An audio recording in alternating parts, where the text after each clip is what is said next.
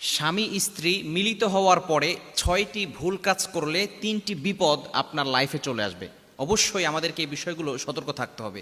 যদি এই মিলিত হওয়ার পরে একাকী সময় কাটানোর পরে যদি 6টি ভুল কাজ করে তাহলে 3টি বিপদ আসবে। 1 নাম্বার হচ্ছে কঠিন রোগ তাদের ভিতরে বাসা বাঁধবে। 2 নাম্বার হচ্ছে তাদের জীবন থেকে বরকত উঠে যাবে।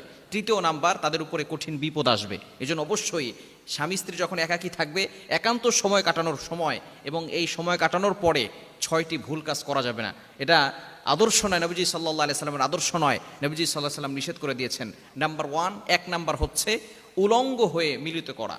বিশেষ করে স্বামী স্ত্রীরা যখন একসাথে থাকবে একান্ত সময় কাটাবে উলঙ্গ হয়ে মিলিত হওয়া যাবে না। এটা ইসলাম সাপোর্ট করে না। কেননা ভালো করে বুঝে রাখেন, আমরা অনেক সময় এটাকে কিছু মনে করি না। কেননা আমাদের আশেপাশে কিন্তু অনেক দুষ্ট জিন আছে, অনেক শয়তান আছে, যেগুলো আমাদেরকে সবসময় দেখে। যে যদিও তারা আমাদের কাছ থেকে অদৃশ্য, আমরা দেখতে পারি না, কিন্তু তারা আমাদেরকে দেখছে।